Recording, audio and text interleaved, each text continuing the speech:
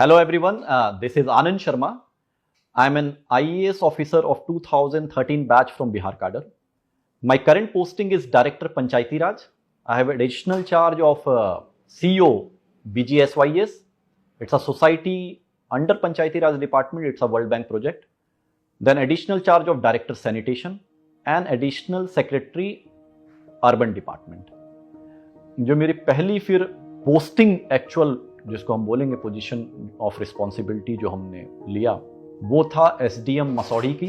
और वो एक ऐसे टाइम पे आई क्योंकि उस समय पर्सनल लेवल पे मुझे बहुत बड़ा धक्का लगा था, क्योंकि देन जनवरी 2016 में आई लॉस्ट माय फादर।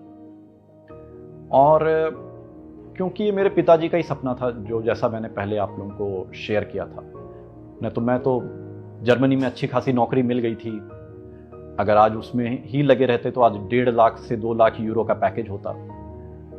और उसको छोड़ के यूपीएससी के प्रति जो मुझे मोटिवेट किए तो मेरे पिताजी थे, और उनकी ही उस सपने की वजह से ही इस प्रोसेस को स्टार्ट किया था। और मेरी पहली पोस्टिंग आने के पहले मैं अपने पिताजी को खो दिया था। तो जो वो उस पोजीशन पे एज एसडीएम बने मुझे देखते, वो नहीं देखे। और उस मतलब वो बड़ा कष्ट का समय था, और उस समय को आज याद करें तो बड़ा अंदर मजबूती भर के उसके साथ आगे बढ़े थे। लेकिन मन में ये सोचे कि जब पिताजी का सपना तो कहीं ना कहीं है, दादाजी कहीं ना कहीं हैं, और जितना अच्छा काम करेंगे उनका नाम उतना अच्छा करेंगे। और जिस धारणा के साथ इस सेवा में आए थे उस धारणा को के साथ आगे बढ़ना है। तो मसौड़ी एसडीएम की जो पोस्टिंग थी वो पहली पोस्टिंग थी, शुरू हुई। और शुरू होने के बाद वहाँ पे काफ़ी अच्छे काम करने के मौके मिले, क्योंकि पहली पोस्टिंग थी तो थोड़ा रॉ फेज होता ही है। फर्स्ट पोस्टिंग आपके सर्विस की हमेशा स्पेशल होती है। मेरी भी वो काफ़ी स्पेशल मेमोरीज है मेरी। इनफैक्ट जो बाकी नॉर्मल वर्क्स थे उसको के साथ अगर हम कुछ यादें उसकी आपके सामने साझा कर सके कि कैसे किए और आपको उस एक्सपीरियंस से लाभ मिले, तो जितने भी यंग ऑफिसर है वो एसडीएम के टाइम में मजिस्ट्रेसी खूब करें।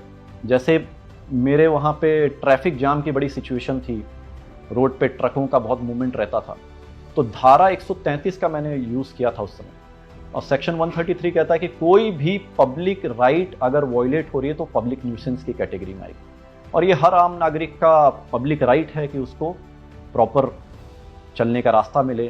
तो कोई भी पब्लिक राइट का वॉयलेशन पब्लिक न्यूसेंस होगी, इसी को इस्तेमाल करते 133, 138 में एब्सोल्यूट, 141 में हमें अथॉरिटी कि हम खुद अगर वो नहीं सुधरते हैं तो हम सुयो मोटो एक्शन ले सकें।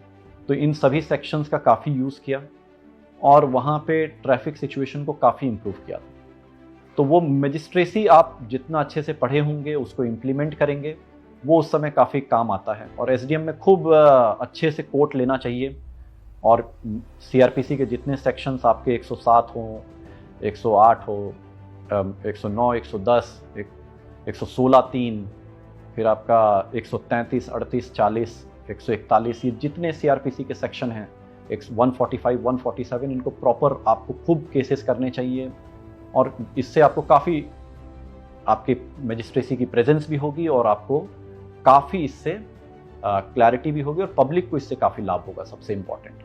तो ये सिचुएशंस थी। और मेरा हमेशा शुरुआत से ही ये रहा है कि टीम के साथ खड़ा रहना बहुत ज़रूरी है, बिकॉज अकेले आप कुछ भी नहीं कर पाएंगे। So you have to always build your team.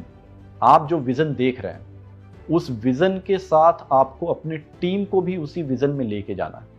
तो मसौड़ी थोड़ा नक्सल अफेक्टेड एरिया था, हल्का सा पूर्व उसका हिस्ट्री रहा है, और इसलिए थोड़ा कॉन्फिडेंस बिल्डिंग के लिए वहाँ पे लगातार काफ़ी एक्सरसाइज हम लोग करते रहते थे। इनफैक्ट पंचायत चुनाव हुआ, वहाँ पे पंचायत चुनाव को फ्री एंड फेयर इलेक्शन करने के लिए उसमें काफ़ी एक्सरसाइज की हम लोग। रात भर पूरी टीम मूवमेंट की, लोगों से बात की ताकि आप वोट डालने आए। और इनफैक्ट लास्ट डे एक बूथ कैप्चरिंग को बचाने के लिए जाके अपनी लाइफ पे खेल के उसको निकालना पड़ा, क्योंकि पूरे गांव का उसमें पथराव चालू हो गया था। और पथराव चालू होने का रीज़न था बिकॉज एक मिसक्रिएंट ने उनको मिसगाइड किया था। तो you will face such character.